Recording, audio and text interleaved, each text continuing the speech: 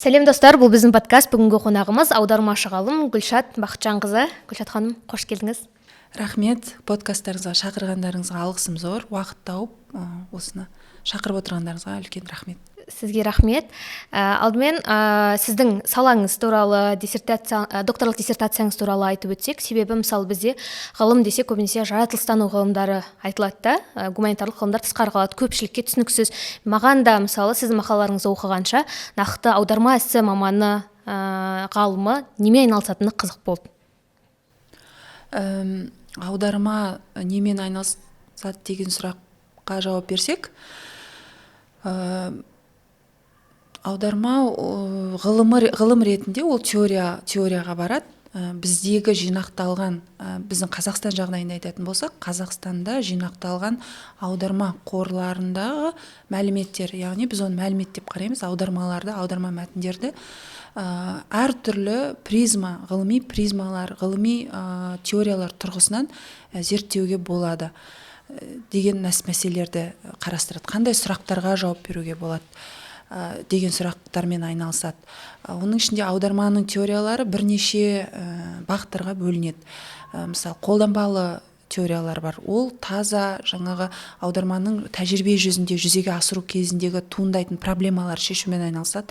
Ол жаңағы машиналық аударманы қалай қолдану керек, жалпы машиналық аударманы қалай ұйымдастыру керек деген нәрселермен айналысады. Аудармашының жұмысын жеңілдету деген нәрселермен айналысады. Жаңағы үдерістің өзін реттеп, соны аудармашыға тәжірибе жүзінде көмек ретінде ұсыну, жаңағы жаднамалар жасау деген сияқты нәрселермен айналысады. Және олар заңнамаларға өзгерістер енгізуге тырысады. Мысалы, аудармаға қанша уақыт бөліну керек, аудармашы 8 сағат жұмыстың ішінде оның мимен жұмыс болғандықтан қанша уақыттан кейін демалыс алуға рұқсаты бар деген, мүмкіндігі бар деген сияқты нәрселерді нормативтерін жасаумен айналысады, қолданбалы жағы.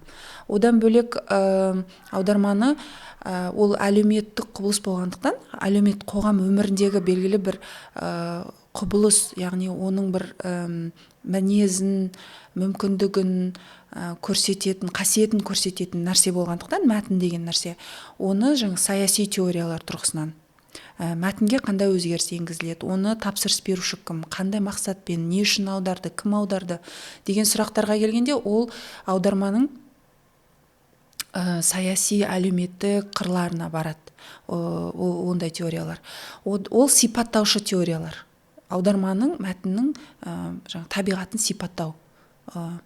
Одан бөлек методология бөлімі бар. Методология бөлімі аудармашылар қалай оқыту керек деген дүниелермен айналысады. Ол жақта да, ол жерде енді лингвистикаға барамыз, ол жерде тілдің құрылымына барамыз, оқыту методологиясына, әдіснамасына барамыз. Ол методология бөлімі. Аударманың осында бірнеше бөліктер бар. Ғылым ретінде. Ал тәжірибе ретінде ол таза аударма жасау. Еңбектерді, зерттеулерді аударасыздар. Ал өзіңіздің диссертация тақырыбыңыз қандай болды?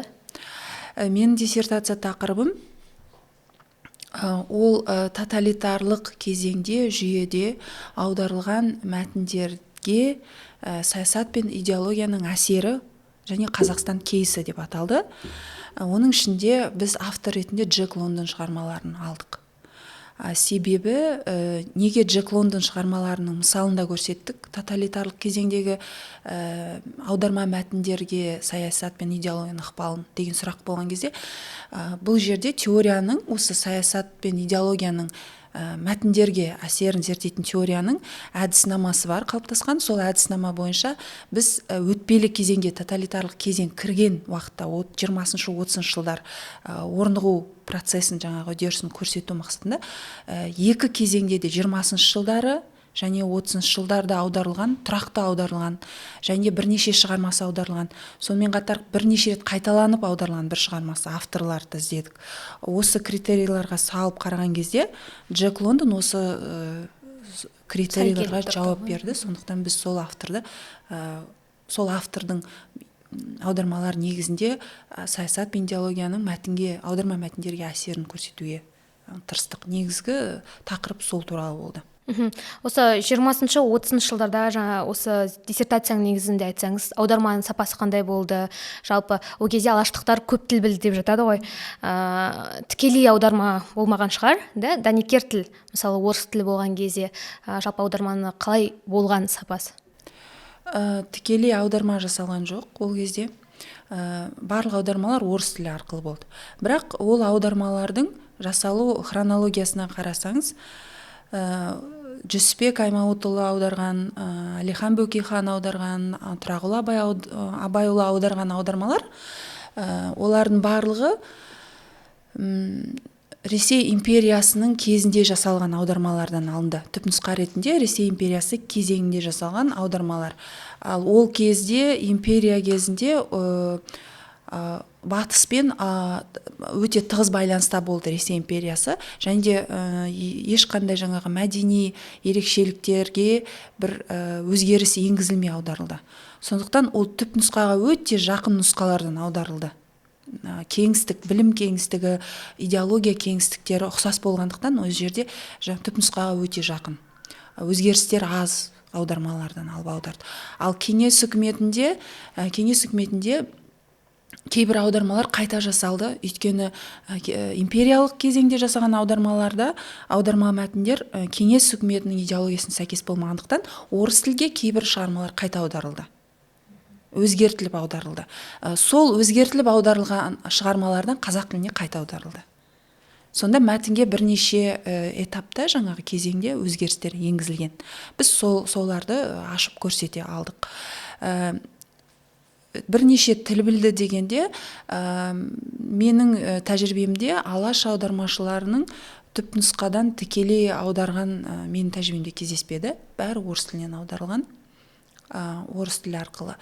Бірақ мысалы Мұхтар Әуезовтің аударма барысында түпнұсқаны сұрастырып мамандардан алу мүмкіндігі болғанын ескере аламыз. Өйткені Мұхтар Әуезовтің асауға тұсауды аударғаны бар. Ол аударған кезде жаңағы теңеулер жүйесінде аналогия ағылшын тіліне, қазақ тіліндегі аналогиялар жүйесі жақын болған. Өйткені мысалы беті алмадай деп айтады ағылшын тілінде. Орыс тілінде басқаша, ол орыс тіліне ұқсастырылып аударылған, бірақ қазақ тілінде беті алмадай деп тура сол түпнұсқаға, ағылшын тіліндегі нұсқаға жақын. Бейімдей білген, сонда? Жоқ, екі нұсқада да, ағылшын тілінде де, қазақ тіліндегі теңеуде де екеу беттері алмадай деп айтылады. Сәйкестік келген. Ал орыс тілінде ол беті алмадай деген теңеу жоқ. Басқаша аударылған. Сонда ол бірақ Мұхтар Әуезов оны орыс тілі арқылы аударған. Оны өзі жазған солай. Бірақ жаңағындай ол кісі аударған кезде тіл білетін адаммен жолма-жол аударма жасатып, түпнұсқаға барып, өзі аудармаса да басқа бір адам маманнан консультация алу арқылы сол түпнұсқаға жақындату мүмкін. Осындай болу мүмкін. Бірақ тікелей ағылшын тілінен аудармаған деп ойлаймын. Себебі мысалы аударма процесіндегі бір маңызды алғышарттардың біреуі ол тілге бейімдей білу сияқты. Өз тіліне, мысалы алаштықтардың кезінде қазақ тіліне басты бейімдеп, халыққа түсініктірек болу деген мақсатта болған сияқты. Және мысалы Шәкәрімнің аудармаларында прозаға қарағанда, ол прозаны поэзия ретінде жазған ғой көбіне. Сондай кездерде мен байқайтын нәрсем сол да қазақша ойлап, қазақша жазған сияқты болады орыс тіліне қарағанда. Сонымен келісесіз бе? Бұл автордың имиджін қалыптастыру. Яғни тапсырыс беруші адам, немесе ол аудармашы болсын, өз идеологиясына оны бейімдейді. Қабылдаушы мәдениеттің ерекшеліктеріне бейімдейді. Енді осы диссертация мысалында айтатын болсақ, мысалы Джек Лондон шығармаларын аударған кезде 20-шы жылдары ол ең алғаш шетелден Америка әдебиетінен аударылған автор қазақ тіліне Жүсіпбек Аймауытұлы жасаған бірінші 25-ші жылдары, одан кейін 27-ші жылы Тұрағұл Абайұлы жасаған. Енді Жүсіпбек Аймауытұлы мен Тұрағұл Абайұлы аудармаларын қарасаңыз, ол жерде алаш идеологиясына адаптация жүреді. Тұрағұл Абайұлы оны ең бірінші шығарманы бөліп тастайды. Әртүрлі кезеңдерге бөліп тастайды. Одан кейін бірінші алғы сөз береді. Алғы сөзде, кіріспе сөзде жаңағы қазақ баласына географиялық ұғымдарды түсіндіретін, білім беретін бір блок енгізген. иә, блокты кіргізген. Ол жерде жер шары деген қалай айналады, ось дегеніміз не, солтүстік жарты шар деген не, оңтүстік жарты шар деген не, ол жерде неге 6 ай түн, неге 6 ай күн болып тұрады. Осының бәрін ол географиялық түсініктермен, терминологияны толық аударып, қазақ баласына түсінікті тілмен, балаға түсінікті тілмен аударып жазып шыққан. Аудармаған, өзі ақпарат қосқан. Одан кейін барып ол әңгімеге көшкен. Әңгімені жаңағы қазақ эпикалық жырларындағы поэтикаға сәйкес баланың пайда болуы, өмірге келуі, жалпы ол кім, одан кейін оның өсуі, тұлға ретінде тұлғаға айналуы, одан кейін оның батырлық жасауы, одан кейін оның соңында толық адам болып қалыптасуы, яғни еліне, халқына қорған адам ретінде қалыптасуы туралы осындай графика сызу, егер графика сызатын болсақ, сол эпикалық жырларда, ертегілерде айтылатын поэтикаға бейімдеген. Сонымен қоса ол батыр деген түсінікті енгізген. Батыр деген түсінік қазақ халқының, егер біз оны анықтама беретін болсақ, ол соғыс кезінде елді қорғайтын адам, ал бейбіт кезеңде айналасындағы туған туысқандардың басын біріктіріп, ауылға ие болып, күнделікті әлеуметтік өмірге араласатын, елін тізгін ұстап отыратын адам. Ол әділ, ол әділетті болу керек осыған орай. Осыған байланысты ол күшті, өз отбасын, ауылын қамтамасыз ете алатын адам, аңшылықпен айналысып, сонымен қатар ол бейбіт кезде, сонымен қатар ол әділ және әділетті болу керек, иә? Қорған болатын. Міне осы идеологияға Киштің бейнесін ол адаптациялаған. Киш ол жай ғана түпнұсқада Джек Лондонда ол балықшының баласы болатын болса, орыс тілінде де сол балықшының баласы деп суреттелсе, ол қазақ тіліндегі мәтінде батырдың баласы болып кетеді. Ол жай ғана балықшы емес, аңшы емес, оның әкесі батыр деген сипатта сипатталады. Ал батыр дегенде бізде сол кезеңдегі тарихи контекстке, жырмен, эпикалық жырлармен сусындап өскен, ауыз әдебиетіне сусындаған сол 20-шы ғасырдың басында қазақ қоғамындағы әдебиетке біз қарайтын болсақ, батыр деген ол бірден сондай ассоциация беретін тұлға. Яғни ол әділетті, еліне қорған, жеріне қорған толық адам бейнесінде. Осы бейнеде ол эскимос Кишті аударып шығады. Ол сол кездегі оқырманның эмоциялық түрде осындай бейнені сіңіреді. Енді сіз Джек Лондонды сондай бейнеде сіңіресіз. Джек Лондонды автор ретінде алғаш таныстырып отырғандықтан алаш аудармашылар. Біз соны солай қабылдаймыз. Сол тарихи контекстте. Одан бөлек Жүсіпбек Аймауытұлы аударады. Ол Жүсіпбек Аймауытұлы жер туралы мәселе қозғаған аудармада. Мысалы, жерді жалға берді дегенде жерді сатып жіберді деп аударған. Ол сол кездегі кеңес үкіметінің кіргізіп жатқан, империяның кіргізіп жатқан реформаларына байланысты болды. Кеңес үкіметі 68 жылы, 80 жылдары реформалаған кезде ол айтты, жерде отырықшы бол, 16 десятина немесе 40 десятина жерде отыр, көшіп жүре берме, егер сен көшіп кетіп ол жерде қараусыз қалатын болса, жеріңді сат деді. Сол кезде алаш ордашылар қарсы шықты. Егер біз жер сататын болсақ, біз шаруашылық жүргізе алмаймыз. Бізде 40 десятинаға біз мал ұстай алмаймыз. Біз мал ұстайтын шаруашылық біз. Біздің өміріміз малмен байланысты. Біз жайылымды гектар, 10.000 гектар жерге дейін жайылады біздің шаруашылығымыз. Егер біз малдан айырылатын болсақ, біз кедей боламыз. Біз 40 десятина жермен біз шаруашылық жүргізе алмаймыз. Бөкейхан осы жөнінде айтады, башқұрттарға қараңыздар дейді. Егер біз осы реформаға қазір келісіп кіргізіп жіберетін болсақ, өз құқымызды қорғай алмайтын болсақ, башқұрттар сияқты қаламыз. Башқұрттар көшпелі болды. Жерді сөйтіп 40 десятинаны 16 десятинаны бөліп бергенде, ойбай біз жерді аламыз деп алып алды, артынан ол жерді өңдей алмады, малы азайып қалды, кедей болып қалды. Сосын өңдей алмағасын ақша керек болғанда жерін орыстарға, крестьяндарға сатты. Өйткені сол кезде Ресей империясында жер жетпеді крестьяндарға.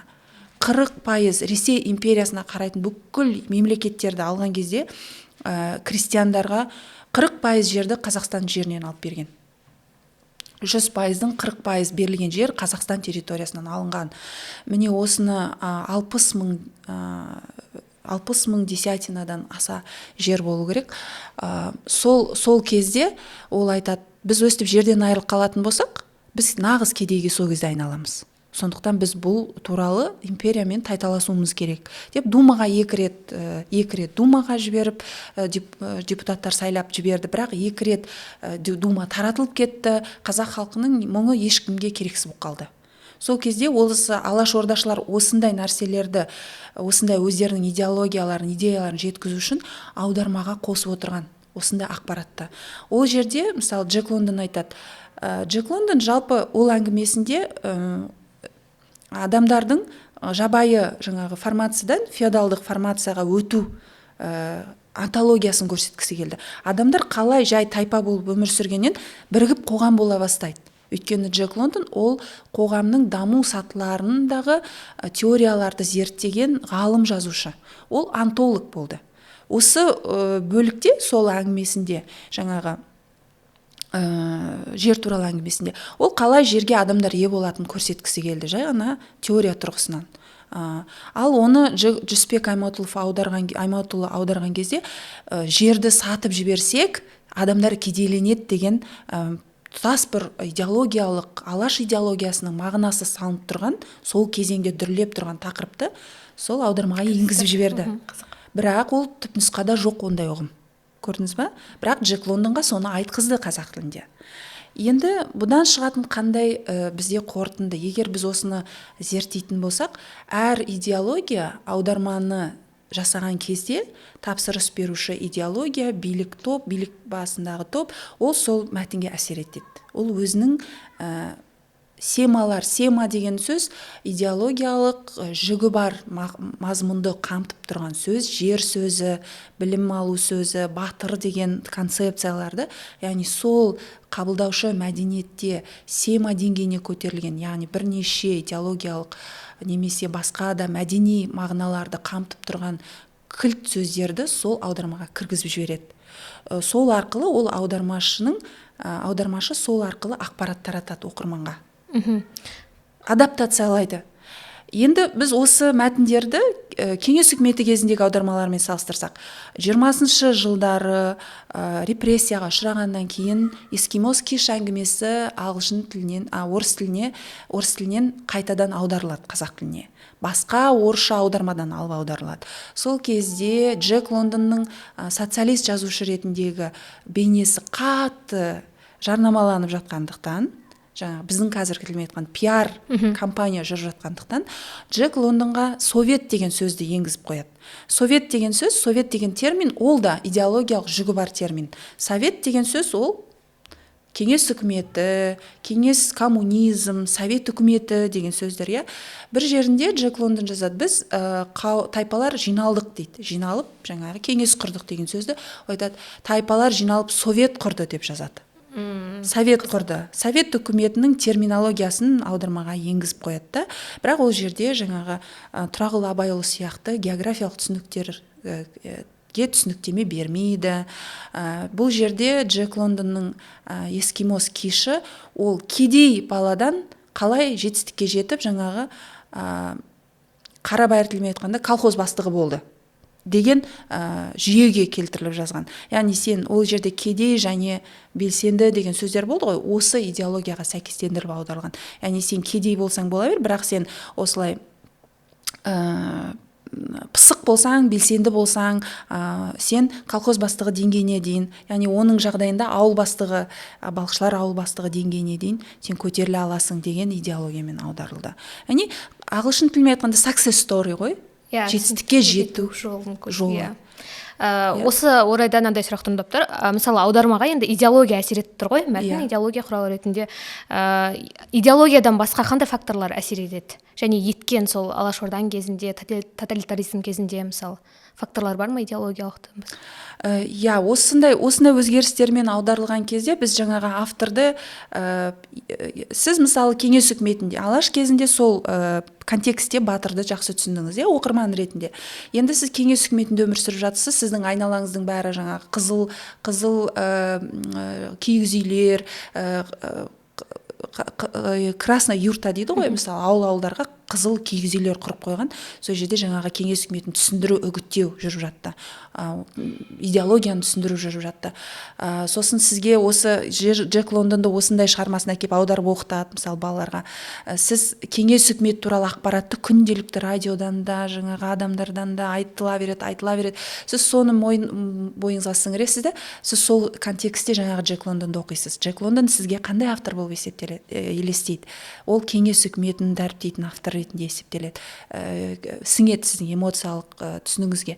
Сонда бұдан шығатын қорытынды жаңағы бізге беріліп жатқан мәтіндерге қандай өзгерістер енгізіліп жатыр. Ол бізге қандай имидждерді таныстырып жатыр авторлардың.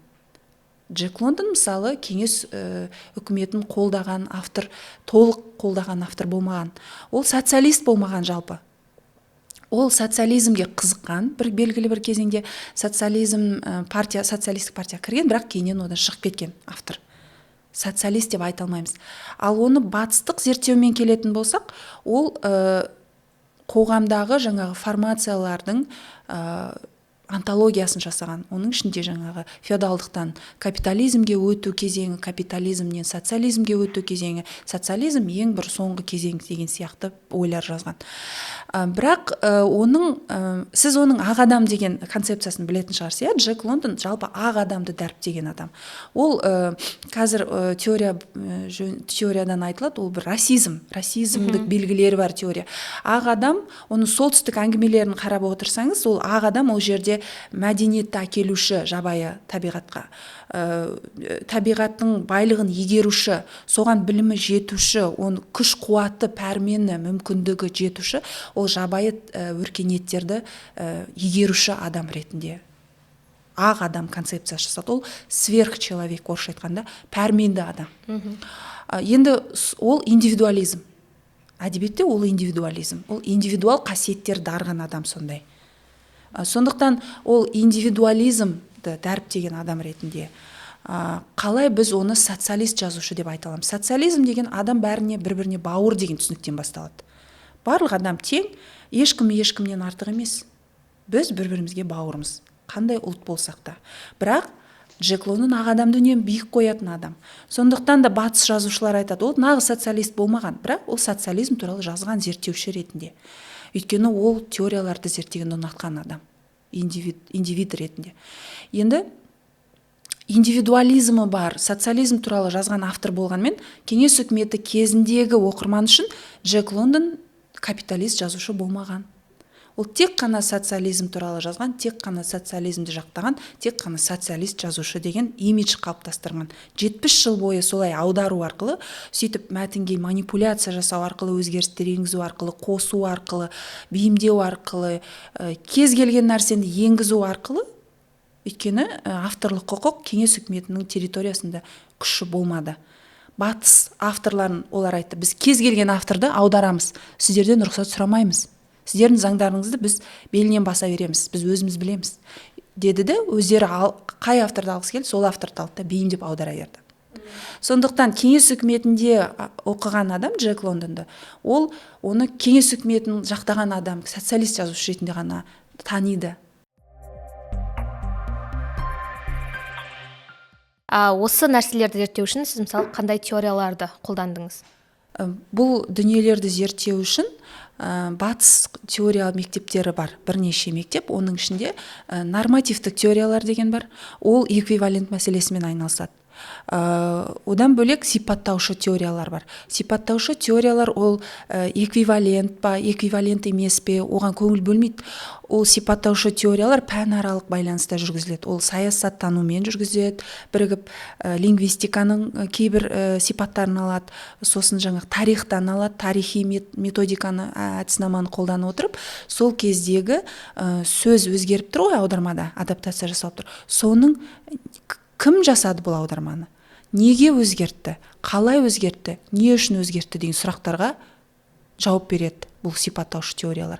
Бұл жерде мынандай тұжырымда шығармайды. Мысалы, Тұрағұл Абайұлы мына сөзді мысалы hero деген сөзді батыр деп дұрыс аудармаған, оны ағылшын тілінде ол былай, мына жерінде былай болу керек, дұрыс сөз былай болу керек деп ондай тұжырым жасауға арналмаған. Ол эквивалент мәселесімен айналыспайды. Ол бізге саяси әсердің қандай механизмдер арқылы жүзеге асатынын көрсетіп береді. Соның схемасын көрсетіп береді. Енді осы схема көрсететін теориялар ол мәдениеттану саласымен де байланысты. Бұл жерде саясаттану, мәдениеттану, лингвистика және тарих әдіснамалары қолданылады. Яғни сіз жаңағы өзгерістің орын алған неге екен себебін білу үшін сол кездегі тарихи контекстіге барасыз. Тарих әдістері арқылы хронологиялық зерттеу жүргізесіз. Одан бөлек саясатын анықтау үшін саясаттың идеология анықтамаларына барасыз. Идеология деген не? Ол жалпы қандай компоненттерден тұрады? Идеология жалпы, ол мысалы жалпы ұлтшылдық деп айтылады да, соның ішінде компоненттер болады. Оны шығарып алу керек. Ол есеп сияқты. Мысалы идеологияны бірнеше субжүйелерде жүргізу керек болады. Ол білім саласындағы идеология, тіл саласындағы идеология және баспасөз саласында идеология, әдебиет саласында идеология. Және олардың осы идеологияны жүзеге асыратын теоретиктер болады, адамдар. Ол адамдардың жаңағы шығармашылығына үңілесіз, ол механизмді сол сала қалай енгізді деген сұрақтарға жауап бересіз. Осындай карта жасалады. Осы теория мәдениеттану, жаңағы саясаттану, идеология, сонымен қатар лингвистика және тарих әдіснамасының жиынтығы, пәнаралық теория. Ол теория манипуляция мектебінің аясына кіреді. Ол Лефевердің манипуляция, жаңағы рерайтинг дейді, қайта жазу теориясының аясында кіреді. Осы қайта жазу теориясының аясында ол патронат, идеология деген поэтика және аударманы қамтитын осы 4 компонентке талдау жасау арқылы анықталады. Енді бұл өзінің бастауын мәдениеттанудан алады. Бір жағынан ол мәдениеттануда жүйелерді субжүйе ретінде қарайды. Мысалы, бір қоғамды, мемлекетті немесе ортаны, кез келген қауымдастық болсын, оны бір жүйе, полисистема ретінде, көп жүйелі жүйе ретінде қарайды. Неге ол полисистема? Өйткені ол бір жасуша сияқты дүние, соның ішінде бірнеше ортасында ядросы болады, ядроға тартылып тұратын субжүйелер болады. Ол жаңағы баспасөз саласы, ғылым саласы, мәдениет саласы, өнер саласы, әдебиет саласы, аударма саласы. Осылардың бәрі идеологиялық деңгейде жаңағы кілт адамдар арқылы бір қатарда тұру керек. Бәрі ядроға тартылып тұру керек. Егер ол тартылмай жүйеден шығып кететін болса, ол орталық оны басқара алмайды деген сөз. Ол жүйе ретінде өмір сүре алмайды деген. Сондықтан да орталыдағы тұрған билік тобы, ядро, ол осының бәрін бір орталыққа тартып тұруға магнит сияқты бар күшін салады. Ол үшін ол ықпал ететін кадрлар қояды әр салаға басқарушы, және де соларға тікелей әсер ететін жаңа байланыстар құрады. Енді бұл неге поли жүйе дегенде, сол мәдениетте тағы бір жүйе болуы мүмкін. Ол да солай. Ол да бірнеше субжүйелерге әсер ететін нүктелері бар, оларда да кадрлар бар, онда да ортақ бар, бірақ оның идеологиясы бөлек. Ол онымен параллель болуы мүмкін, немесе оның қарама-қарсы болуы мүмкін. Біз 20-30 жылдар не үшін алдық дегенде, мәтіндердегі манипуляцияны көрсету үшін. Біздің қазақ қоғамында сол кезде осындай екі жүйе өмір сүрді. Біреуі алаш идеологиясындағы жүйе, біреуі кеңес одағын дәріптейтін жүйе. Кеңес одағы ресми түрде болды. Алаш жүйесі ол бейресми болды. Бірақ екеуі бәсекелескен кезде алаш жүйесі оның жаңағы баспасөзді қалыптастырып, бізде ең басынан бастап басын ашып, соңына дейін қалыптастырып, сол 20-шы жылдары бүкіл жаңағы баспасөздегі шеф-редакторлар дейміз ғой, редакторлардың буынын дайындап берген ол алаштықтар болды. Мектепті қалыптастырған, жалпы жазуды қалыптастырған, прозаны қалыптастырған, әдебиетті қалыптастырған, аударманы қалыптастырған бізде алаш жүйесі болды. Ол бейресми болса да, оның осы жүйелерді, қоғамдағы субжүйелерді басқаратын тетіктері өте мықты болды. Және де ол айналдырған 10 жылдың ішінде 5 миллионнан астам кітапты, бюджетті өзі басқара алмаса да, Мәскеу арқылы 5 миллионнан астам кітапты шығарып, таратып жіберген білім жүйесіне. әр кітаптың кем дегенде 5000 данадан шығарған, қазақ мектептерінің оқулықтарымен қамтамасыз етіп үлгерген. 100-ден аса әдеби аударма жасап үлгерген. Қаншама баспа сөзді ұйымдастырып үлгерген. Осы тетіктердің барлығы қоғамның идеологиясына жүргізетін, тікелей әсер ететін тетіктердің барлығын басқарған Алаш жүйесі болды. Олар оны бір қатарда ұстап отыра алды. Бірақ ресми түрде кеңес үкіметі өз идеологияларын ресми түрде осы дүниелерге ресми түрде ие болса да, өз идеологиясын сіңіре алмады. Өйткені кадр жетіспеді. Біріншіден кадр жетіспеуден бұрын, кадр дайындап үлгермегеннен бұрын 20-шы жылдар ең алғаш қазақ қоғамына кіргенде, олардың идеологиясын жалпы қазақ қауымы түсінбеді. Өйткені бізде тап деген болмады. Бізде жаңағы зауыт жұмысшылары деген тап болған жоқ. Кеңес үкіметі не үшін әділеттілік орнатып жатыр деген түсінікті түсіне алмады қазақ қоғамы.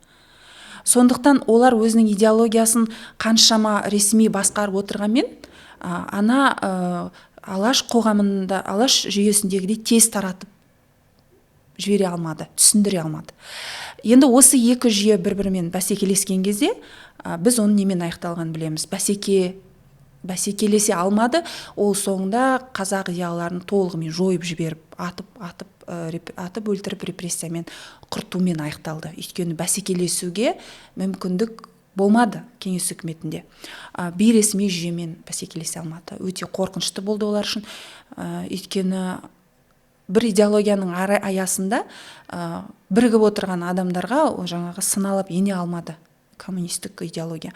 Сонымен қатар Алаш идеологиясы енді қазақтың өз ішіндегі проблемаларды айтып шыққандықтан, жер мәселесі, әлеуметтік мәселе, білімді қазақ тілінде беру мәселесі, антиимпериализм, 300 жыл бойы антиимпериализм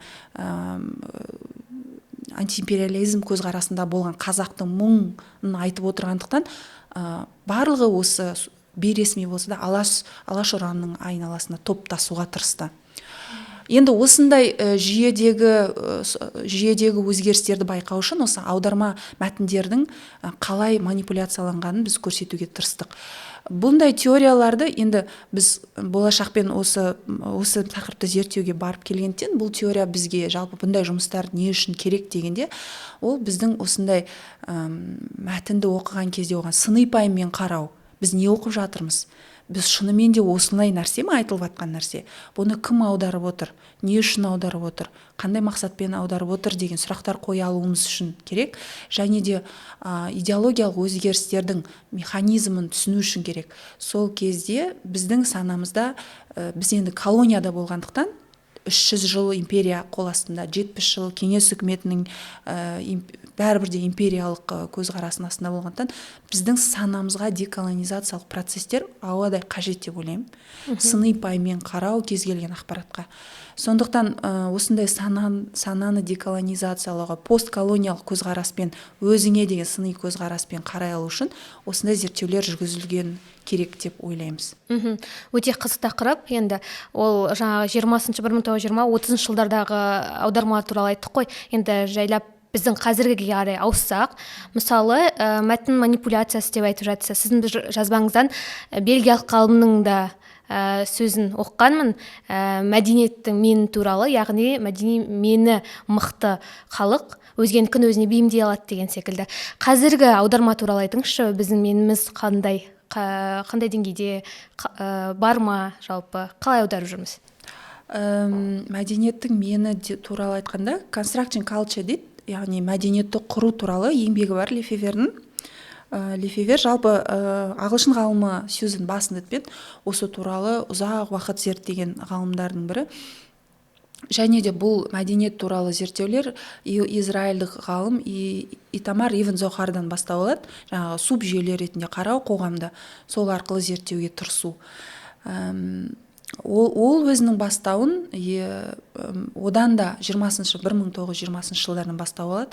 Конструктивизм мектептерінен, Чехословакияның мектебінен бастау алып, бер қарай бертіндеп келіп, 90 жылдары ағылшынша айтқанда breakthroughs дейді ғой, бір жарылыс жасаған теорияның бірі. Яғни аударма тек қана эквивалентпен ғана айналыспайды, ол эквивалент деген нәрсе тек лингвистиканың мәселесі. Ал аударма бізге одан да көп сұрақтарға жауап беру керек. Біздің санамыз туралы, біздің қоғамда болып жатқан әлеуметтік өзгерістерді зерттеуге көмектесу керек деген жаңағы мәселелерді алға шығару арқылы осындай теория қалыптастырды. Бұл мәдениеттанумен өте қатты байланысты, иә. Сол кезде ол осы аударма еңбектері арқылы мәдениеттің менін зерттейді. Жалпы мәдениеттің мені дегеніміз не? Біздің кез келген мәдениет, қоғам, әлеумет, саяси құрылым, қауымдастықты сөйлеген кезде ол әдебиет арқылы сөйлейді. Біз қазақтардың қандай екенін білу үшін оны әдебиетін оқимыз, музыкасын тыңдаймыз, баспа сөзін оқимыз. Яғни оның сөйлеу тілі бар мәдениеттің. Кез келген қоғамдық формацияның сөйлеу тілі ол жаңағы баспа сөз, мәдениет, әдебиет және аударма, музыка. Сол кезде ол аудармадан алады да айтады. Мысалы, ағылшын мәдениеті ешқашан ешкімге бас иіп көрмеген, ол өзін өте жоғары санайтын мені бар дейді. Неге дейді? Өйткені ол аударма арқылы айтады. Мысалы, арабтардың қасидасын аударғанда, қасиданың поэтикалық формаларын мүлдем сол араб күйінде қалдырғанда ағылшын тілінің өзінің формасын салып аударған. Ал олар мүлде екі түрлі нәрселер, бір-біріне сәйкес келмейді форма жағынан. Сосын мазмұнды да солай, өзіне керек жерін алғанда, ағылшынша өлеңнің формасына салғанда, бұл арабтардың қасидасы деп берген. Олар араб қасидасын солай деп ойлап жүрген, сол аударма арқылы танысқанда. Өйткені қарапайым оқырман ол арабша білмейді ғой. Мысалы, маған келіп швед жазушының шығармасын берсе, мен оны швед тілімен салыстырып оқи алмаймын ғой. Өйткені мен швед тілін білмеймін. Ағылшындар да солай. Ағылшындар ешқашан басқа тілде оқу мұқтаж болмаған халық. Өйткені барлық технология бірінші солардың тілінде шығады. Олар керісінше өздерінен басқа тілдерге олардан аударады, бірақ олар ешкімнен ештеңе көп алмайды. Өйткені барлық жаңалық өз тілінде шығып жатыр. Білім ғылым сол тілде жүріп жатыр.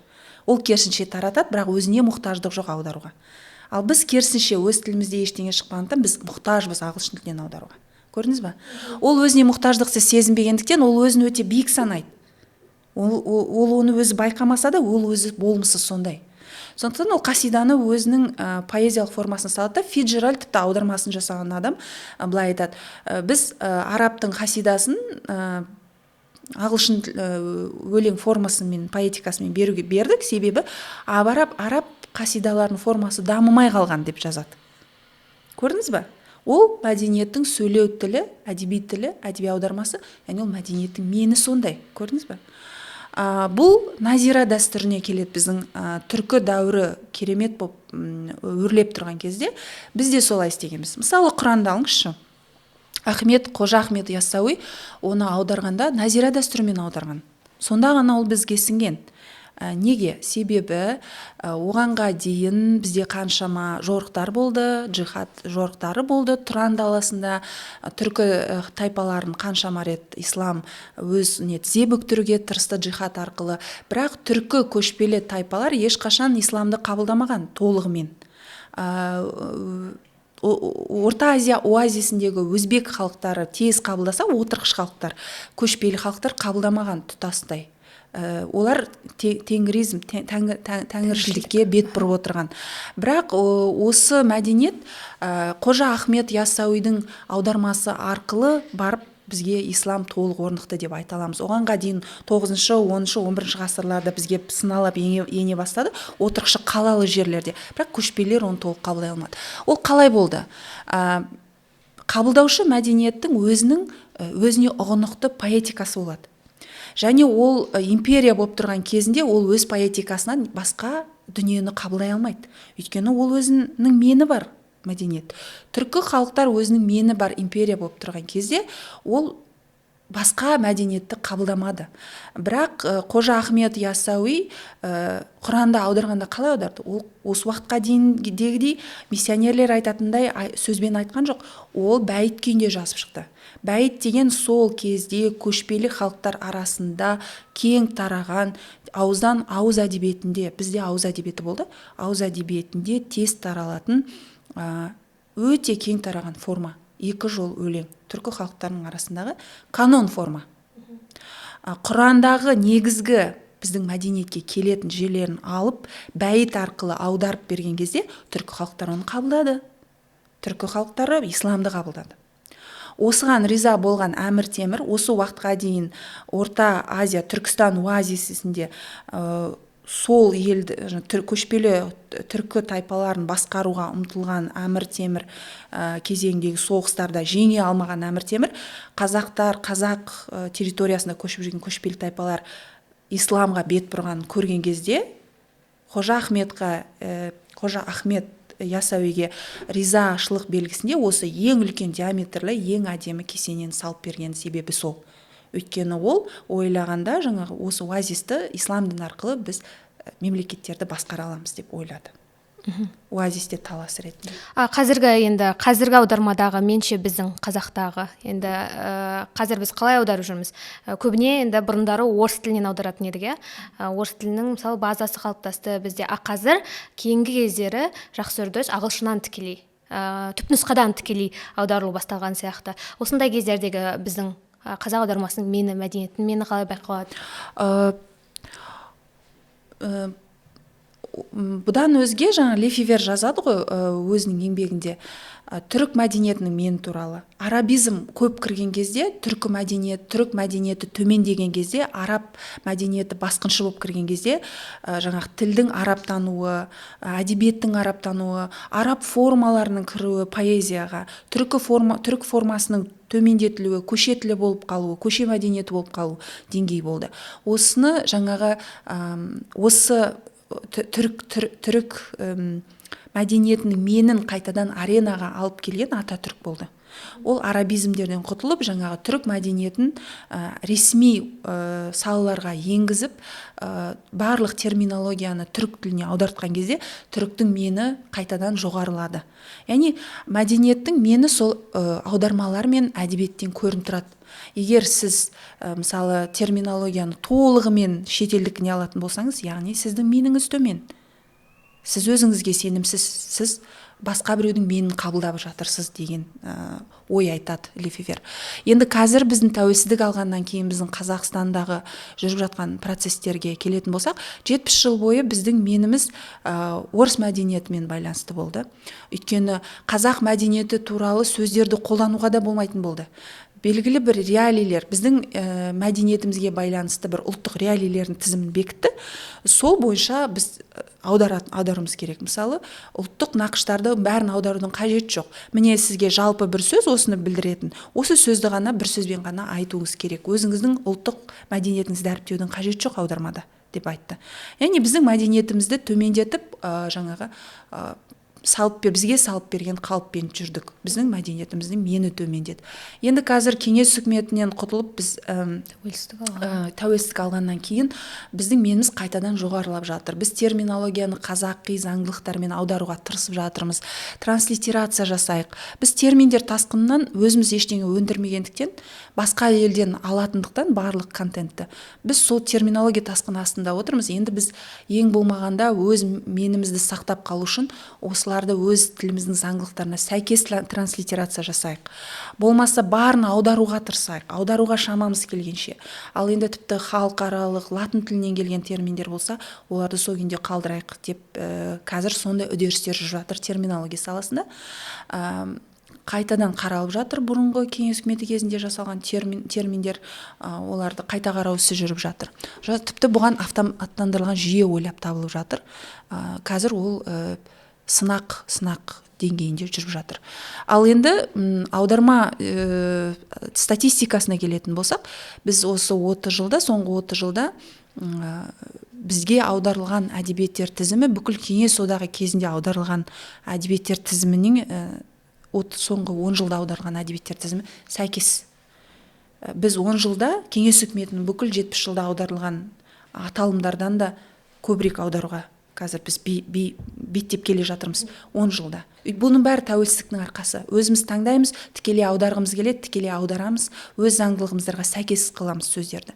Бұрынғыдай тек қана орыс тілінен аудар, және де тек қана мына авторларды аудар, кеңес үкіметінің идеологиясына аудар деген бізде шектеулер қазір жоқ. Сонда біз айта аламыз ба, қазақ тілі мысалы ғылым тілі деп? Мысалы, мен бір мақала оқығам, бұрын алгебра, геометриядағы терминдер, мысалы сутегі, көміртек деген сияқтылар барлығы қазақша айтылды да. Ал қазіргі мысалы компьютер заманымен жаңағы жасанды интеллектпен кіріп жатқан терминдер біз бейімдеп жатқан жоқпыз. Сондықтан да мысалы қазақ тілін мына процесс, үдеріс деген сияқты бірізділік жоқ деп ойлаймын да мен. Сіздің ойыңызша қалай? Мысалы қазіргі қазақ тілі ғылым тілі ма, әлде әлі де еңбектену керек па, және еңбектену үшін не істеу керек?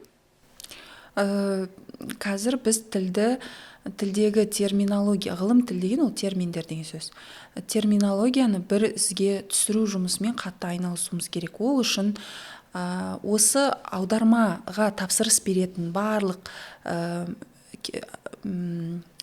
жүйелер, мысалы ол жоғары оқу орындары болсын, ол бір аударма бюросы сияқты мекеме болсын, болмаса жаңағы біздегі Step and World, Білімедиа Групп, жаңағы мазмұндама сияқты аударма жасайтын жекелеген ұйымдар, олар осы терминологияның базасын жасақтап қалыптастыру керек.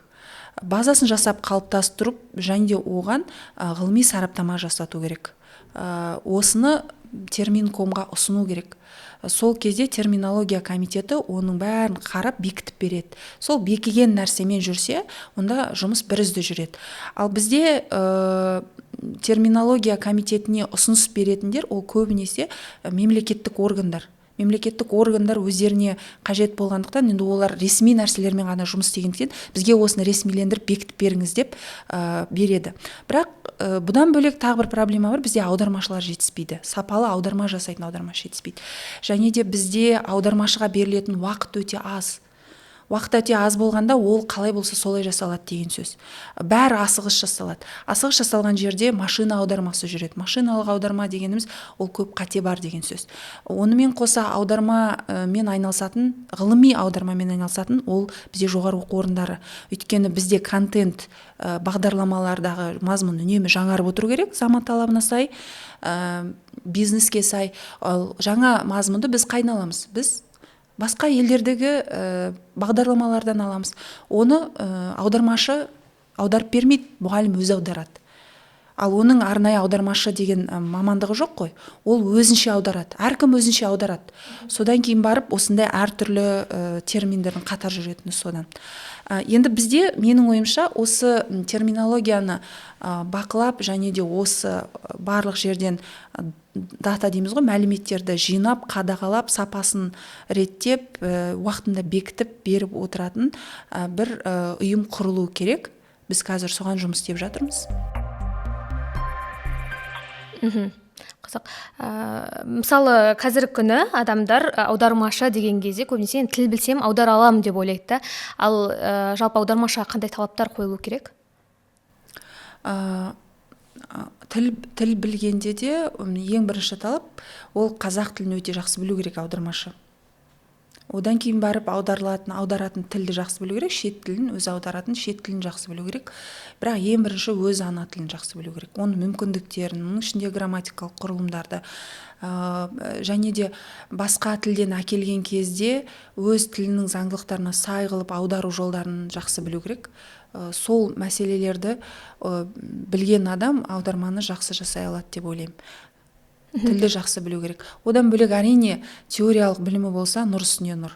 Бірақ бізде аудармашылардың көбі жаңағы аударма мазмұны өте көп болғандықтан аудармашылар жетіспейді. Сондықтан тілді жақсы білетін адамдар тәжірибе жүзінде маманданып кетеді. Көбінесе бізде практика солай, тәжірибе. Мамандар тапшылығынан басқа да қандай да бір жетіспейтін, қазақтың аударма мектебіне жетіспейтін тұстар бар ма?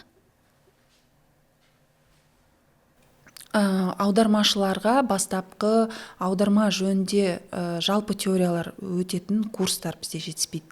Өйткені мысалы сіз екі тілді жақсы білесіз, аударма жасағыңыз келеді, бірақ кейбір мызғымайтын аударманың ішінде сақталатын бір аксиомалар болады, теорияның бастапқы деңгейі болады. Осыны үйрететін курстар бізде өте аз.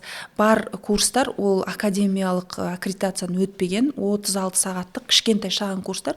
Ол жаңағы көбінесе құжат тілін аударуға ғана арналған, және орыс тілінде.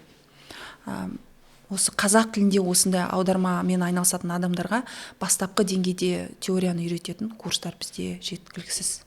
Бізде аудармашылардың көбі бірігіп жұмыс істеген бір үлкен жоба болды ғой енді, 100 жаңа оқулық деген. Сіз де оның арасында болдыңыз. Қандай кітаптарды сол кезде аудардыңыз және қандай қиындықтар болды қазақ тіліне аударуда? 100 жаңа оқулық мазмұн жоғары білім саласындағы мазмұн жаңарту бойынша жобада интеллектуалды құқыққа байланысты кітапты аудардық. Ол 3 томнан тұрды. Соның бірінші кітабын аудардық. Ол жерде үдеріс қалай жүрді? Ол жерде ең бірінші аудармашыларды жинақтадық. Бір аудармашы аударған жоқ, бірнеше аудармашылар жинақталды. Оларға ең алдымен ішіндегі терминдер теріліп берілді. Ол терминдерді біз ақылдасып отырып аудармасын жасап шықтық. Сосын барлығына бірдей сол терминология таратылды. Одан кейін аударма барысында біз кейбір терминдердің мазмұны ашыла бастаған кезде біз аудармашылардың ол кітаптар тек аудармашылардың ғана жұмысымен тек аудармашылар аударған жоқ, ол жерде консультанттар болды бізде. Консультанттармен отырып ақылдастық. Мына термин негізі біз бастапқы кезеңде осылай бекіткен болатынбыз, бірақ біз мазмұн ашылуына байланысты бұған мынандай мағыналар еніп жатыр, бұны өзгертсек қалай. Сол кезде консультанттар Қазақстандағы авторлық құқық бойынша заңнамалармен ол терминдегі мағыналар салыстырып бізге қорытынды беріп отырды. Біз соны тіл заңдылығына лайықтап дұрыс деген нұсқаны алып енгізіп отырдық. Ол жерде біздің басым ұстанған ережелеріміз жаңағы тікелей ағылшын тілінен аудару, латын тілінен келе жатқан бәріне ортақ халықаралық термин болса сол күйінде қалдыру, ал егер кейіннен енгізілген болмаса аударылуға келетін термин болса аудару қазақи сөзбен, қазақи ұғыммен, және де оны қазақ тілінің өзінің заңдылығына бейімдеп аудару. Сөз жасам заңдылықтарына бейімдеп аудару. Осы принциптер, осы қағидаттар ұсталды. Жалпы осындай шетелдік еңбектер, ғылыми еңбектер қазақ тіліне аударғанда көп көмегін тигізеді. Сүйенетіндей бізге оқулықтар пайда болды. Сол секілді енді кері сұрақ қойғым келіп отыр. Мысалы, қазақ тіліндегі еңбектердің, қазақ әдебиетінің жалпы шет тілдерге аударылуы бізге не береді, және не үшін маңызды жалпы? Қазақ әдебиетін ағылшын тіліне аудару өте керек нәрсе. Өйткені олар біз туралы ақпарат өте аз. Біріншіден, жалпы ғылыми кеңістікте ақпарат өте аз. Екіншіден, ол ақпараттың сапасына қарай өте жақсы, сапалы мәлімет өте аз. Сондықтан да біз олар үшін әлі ашылмаған сандықпыз. Ол жерде істелетін жұмыс өте көп. Ол жерде жаңағы біздің қазақ әдебиетін жарнамалау, оны олар түсінетін тілде, олар түсінетін мазмұнда оларға ұсыну деген өте үлкен атқарылатын үлкен жұмыс тау болып үйіліп жатыр. Аударылу керек біздің. Және де ол жай ғана аударылмай, оларға түсінікті тілде оларды зерттейтін сапалы материалдар қосымша берілу керек. Әйтпесе, егер біз контекстіні түсіндірмесек, олар біздің әдеби формаларды түсінбейді, олар біздің мазмұнды түсінбейді. Өйткені біз мүлде бөлек әлембіз. Біздің өз тарихымыз, өз контекстіміз бар. Олар мүлде бөлек әңгіме. Сондықтан олардың бір-біріне жанасу үшін біз олардың тілін түсінетін тілінде өз контентімізді оларға ұсына алуымыз керек. Осыны істейтін адамдар бізде жоқтың қасы. Ондай нәрсемен айналысып жүрген адамдар жоқ. Тек қана бір адам бар, бірақ бір адам өте аз. Бақытгүл Махамбетова деген кісі осы халықаралық аренаға шығуға, қазақ әдебиетін алып шығуға тырысып жүр, бірақ бір адам өте аз бір әдебиет үшін. Біздің жоғары оқу орындарында аудармашы мамандықтарын жақсы дайындай ма? Бізде жоғары оқу орындарында аудармашы деген мамандық дайындалады, бірақ олардың көбісі құжат аудармашылары, экономикалық бағытта, заң бағытында аудармашылары деп бөлінеді сала-салаға. Әдеби аудармашын тек бірақ оқу орны дайындайды. Ол Әл-Фараби атындағы Қазақ ұлттық университеті. Мен сол жерді бітіргенмін. Ол жерде әдеби аудармашыны дайындайды. Ол жерде әдебиет негізгі пән болып, әлем әдебиеті, батыс әдебиеті, қазақ әдебиеті негізгі, сосын тіл үйретіледі. аударма теориясы үйретіледі. Түсінікті. Сіз мысалы аударма теориясын білесіз ғой, оқыдыңыз, шетелден оқыдыңыз, Қазақстаннан. Мысалы жасанды интеллект кезінде оның өзектілігі жойылып кетпей ма теорияның? Жасанды интеллект деген нәрсенің өзі осы біздің лингвистикалық зерттеулерден шығады. Өйткені лингвисттердің зерттеу бойынша computing linguistics деген бар, компьютермен байланысқан, нейролингвистика бар. Олардың айту бойынша мына адамның миы компьютер сияқты, онда бірнеше тіл білсеңіз, бірнеше файл ретінде ол сақталып тұрады. Және де сіз сол ортаға кірген кезде сол файл активация жасалынады да, сіз сол тілді қолдана бастайсыз, сөйлей бастайсыз. Барлық аппарат, органдар соған бейімделеді тілді үйренген кезде. Осы жобамен, мысалы, қазір жасанды интеллект жасалып жатыр, ол бір үлкен компьютер, нейро байланыстар жасалған бағдарламалар. Енді осы бағдарламалар қазір бізде жасалып тұр. Назарбаев университетінде Исай институты жасап қойды.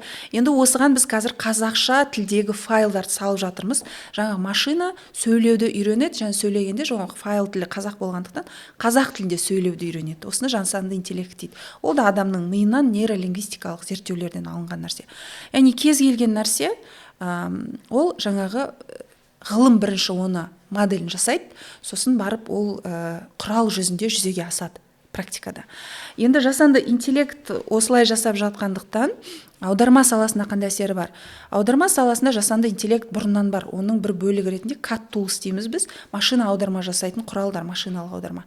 Ол жерде заң, егер сіз дұрыс ережелерді енгізсеңіз, дұрыс мәтіндерді берсеңіз, машина сіздің мәтіндеріңізден үйренеді де, ол сөйлем құрауды үйренеді қазақша. Осы құрылғылар қазір заң мәтіндерін, экономика мәтіндерін, тіпті кей кездерде публицистикаға да баралады, стандартты құжаттарды жап-жақсы аударып береді. Терминология бәрін дұрыс енгізілсе, дұрыс аударма мәтіндер енгізілсе, ол содан қарап үйренеді, сізге сондай жақсы мәтіндер береді. Бұл жерде аудармашы тек редактор деңгейінде қалады. Яғни ол қателерді тексереді, терминологияның сәйкестігін тексереді, жөндеп береді, құрылымдардың кейбір қателерін тексеріп береді, Ал әдеби аудармада менің өзім жеке болжамша жақын 20 жылда жасанды интеллект әдеби аударма жасай алмайды. Түсінікті. Ресми аудармаларды айтып отырсыз ғой, жаңа құжаттарды аударып бере алады деп. Құжат, заң, экономика саласындағы мәтіндерді аударып беру мүмкін. Бұл жерде тағы бір проблеманың шығады да, бізде мысалы ресми құжаттардың көпшілігі дұрыс аударылмайды, көбіне орыс тілінен бір нәрсені сұраған кезде орыс тілінде солай жазылған деп соған нұсқаймыз. Осы категориядан әлі не үшін шыға алмай келе жатырмыз? Неге енді не істеуіміз керек? Аудармашыларға үлкен жауапкершілік артылады ғой бұл жерде. Яғни орыс тілінің ықпалынан шығу үшін. Аудармашы, сапалы аудармашы кадрлар жетіспейді деген сөз. Бұл осы қазір біз көріп отырған статистика, ол нені көрсетеді? Сапалы аудармашы кадрларын жетіспейтінін көрсетеді. Бізге аудармашылар үнемі керек болады. Қазір тек қана аудармашы болу аздық етеді. Қазір машиналық аударма дамыған заманда аудармашы редактор болу керек. Ол редактор болу деген сөз қазақ тілінің лингвистикасын, заңдылықтарын, филологияны өте жақсы меңгерген адам болу керек деген сөз. Яғни ол жақсы филолог болу керек. Өз тілінде, ана тілінде, сонымен қатар аударылатын тілдің шет тілді жақсы білетін, екі салада да өте жақсы деңгейде болу керек деген сөз. Осыны сапалы маман жетіспегендіктен бізде қателер болады. Ол бола береді сапалы аударма деңгейіне жеткенше. Сіздің бір мақалаңызды оқығам көксерек туралы. Яғни және ол көпшілікке қызық болып біраз талдау жасалды. Соны өзіңіз ғалым ретінде ашып айтып берсеңіз, біздің көрерменге де қызық болуы мүмкін. Көксерек шығармасын талдаған себебіміз ол жаңағы әдебиетпен байланысты болды. Біз 20 ғасырдың басында әдебиетті, прозаны жасаған жазушылардың теориялық еңбектерін оқып отырсаңыз, олар айтады, поэтикаға өзгеріс енгізген. Өйткені оғанға дейін поэзиялық форма бізде канон болды да, бірден прозаға өттік. Прозаға өткен кезде прозаның поэтикасын жасады.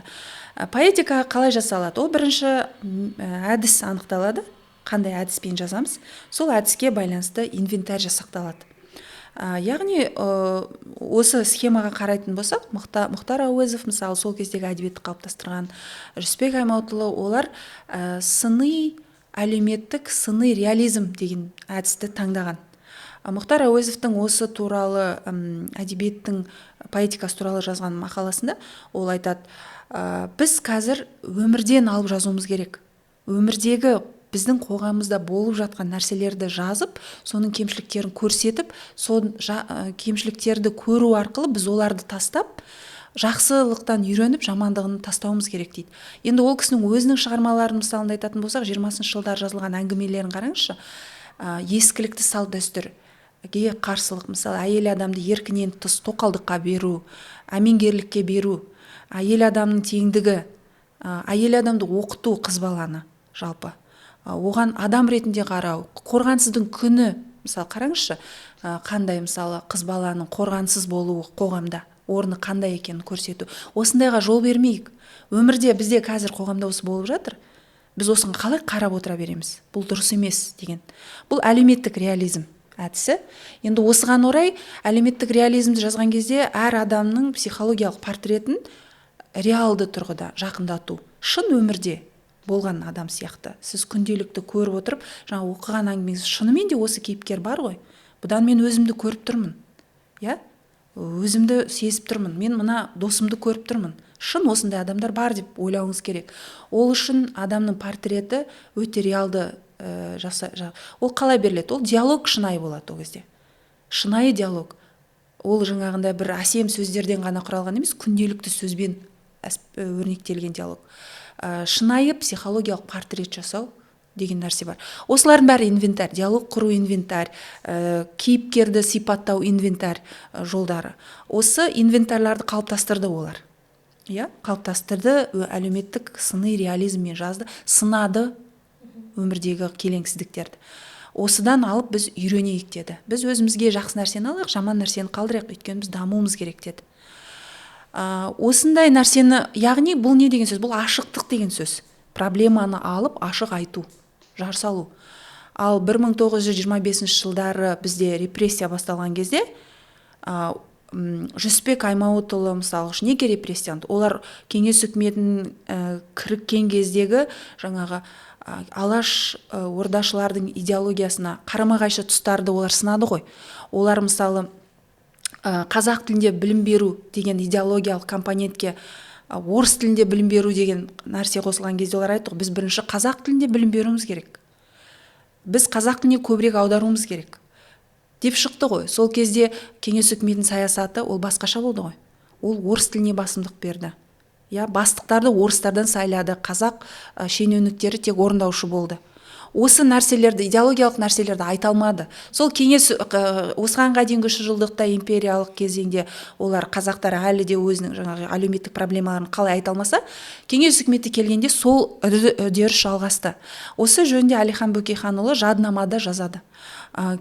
Қызыл кеңес үкіметі ол теңдік әкеліп отқан жоқ бізге. Ол сол империялық көзқарастың, саясаттың жалғасы, бірақ тек қана қызыл маска киген түрі дейді бізге келіп. Сол нәрселерді олар алашордақтар сынады ғой. Сол кезде репрессия басталды. 25-ші жылы репрессия басталғаннан бастап көп адамдар, алаш адамдары, олар репрессияланды. Сол уақытта Мағжан Жұмабаев сияқты автор, мысалы Мұхтар Әуезов сияқты авторлар бұрынғыдай сыншыл реализммен жаза алмады. Олар енді символизм деген әдіске көшті. Мысалы Батыр Баянды алып қарасаң, символизм әдісімен жазылған, сол кездегі тақырыпты қозғаған әлеуметтік өмірдегі проблемалар, бірақ ежелгі батырлар жылын стилінде жазылған, символ арқылы берілген сол әлеуметтік мәселелер. Одан бөлек 29-шы жылы сол поэтиканың басында тұрған, қалыптастырған адам Мұхтар Әуезовтің өзі символизм стилінде көксеректі жазады. Неге ол символизмге көшті? Ол символизмге көшкісі келмеген шығар. Бірақ жағдай солай, репрессия солай, ашық сыншыл реализмді айта алмады. Сондықтан көксерек бұл тек қана анималистік стилде жазылған шығарма емес, бірақ көксерек анималистік стилде жазылған тұңғыш төл шығарма. Қазақ тілінде анимализм стилінде бағытында жазылған бірінші шығарма, бірақ оның түп тамыры қоғамдағы біздің тамырымыздан айырылу, жаңағы өз тамырымыздан ажырап бара жатуымыз өзіміздің идеологиялық мақсаттарымыздан алыстап бара жатқанымыз бізді қандай деңгейге түсіреді. Қасқырдың қаншалықты керемет жануар аңның қандай бейшара күйге түсіп ақырында бәріне бір трагедиялық жағдайда, барлық қоғамға да трагедиялық, өз басына да трагедиялық, жеке тұлға ретінде трагедиялық жағдайда өлуі, ол жалпы қоғамдағы біздің трагедиямызды көрсетеді. Осыны ол ашық айта алмаса да, осы символизм әдісімен жазды деп ойлаймын. Өйткені ол кезде репрессия өршіп тұрған кезең болатын. Енді осы орайда жаңа символизм деп жатсыз ғой, тоталитаризм кезінде көп болды, астарлап жеткізді көп нәрсені. Қазіргі күні 70 жыл өтті ғой, одан кейін тағы 30 жыл өтті. Бізде бар ма әлі күнге дейін символизм сақталып қалған ба? Символизм бізде, бұл кеңес үкіметіндегі әдебиетке өте тән. Бір нәрсені алыстан, символмен меңзеп жеткізу. Бұл туралы 1936 жыл Мәжит Дәулетбаев былай жазады. Мәжит Дәулетбаев ол кеңес үкіметі орнағаннан кейін қалыптастырылған аудармашы әдебиетшілер қатарынан адам. Ол Алаш Ордамен аса қатты байланысты емес, Мәскеуден оқытқан оны коммунистік бағытта, коммунистік бағытта дайындалған кадр ғой, сол кісі айтады. Мына Алаш Ордашылар қазір қулыққа көшті дейді. Бұл олар қазір символизмге өтіп алып, бәрібірде өзінің алаштық идеологиясын осы символизм арқылы оқырманға әлі айтып жатыр. Бұларды бұлай болмайды деген сияқты сыңайда жазады мақаласында. Енді біз сол бізге дәстүр болып еніп кетті. Біз кеңес үкіметі кезінде ештеңені ашық айта алмадық. Сондықтан біз кеңес үкіметіндегі мәселелерді, әдебиетті зерттеген кезде оның жаңағы мына нәрсе шын мәнінде мына нәрсені білдіріп тұр, ол оны меңзеп тұр деп өзіміз соны ары қарай қазбалап, жазушының шынымен сол нәрсені айтып тұрғаныма, ол нәрсені айтып тұрмағына бір сенімсіздікпен әйтеуір талдаймыз. Бізде сондай талдау стилі, мектебі қалыптасты еріксіз. Басқаша біз оны талдай алмаймыз ғой. Ал енді қазір 30 жыл міне тәуелсіздік алған кезде ақпарат қазір ашық қой. Ақпарат ашық, интернет арқылы сіз қазір ағылшын әдебиетінде оқи аласыз, ол туралы зерттеулерді оқи аласыз, жаңалықтарды да енгізіп көріп эксперимент жасай аласыз. Бұл қазір өзінің жемісін беріп жатыр. Қазір бізде әлеуметтік проза қатты дамып жатыр. Әсіресе жастардың арасында. Күнделікті өмірдегі бұрынғыдай бір ұлы нәрселерді айту емес, күнделікті адамның күнделікті өмірінен алынған реалды проза, реализм стиліндегі прозаға біз қайтып келіп жатырмыз. Соған байланысты жаңа инвентарь дамып жатыр. Әдіс өзгергенде инвентарь да өзгереді. Мысалы, диалогты құру стилі өзгеріп жатыр. Тым әдеби емес, оның ішінде жаңағы күнделікті біз қолданылатын кірме сөздер қолданылады деген сияқты. Ол сол кейіпкердің портретін шынайы беретін сияқты. Мұның бәрі оқырманға жақын болғысы келуден туындайды. Біз кеңес үкіметі кезінде әдебиет түсіну үшін бір керемет деңгей болу керек деген сияқты бізден бір тым алыс сияқты сезілетін еді. Ал қазір әдебиет оқырманға жақындап жатыр. Оқырманның өзінің проблемасы туралы айтқысы келеді, ол түсінетін тілде айтқысы келеді. Бұл реализмнің белгілері. Біз сол бағытқа қайта бұрылып жатырмыз. Ал тақырып деңгейіне келетін болсақ, біздің әртүрлі тақырыптар қозғалынады. Бір топ авторлар жаңағы біздің басымыздан кешкен қасіреттерді қорыту стилінде жазады. Біз осыншама нәрсені басымыздан өткізді, қазір мен кіммін деген сұраққа жауап іздейді.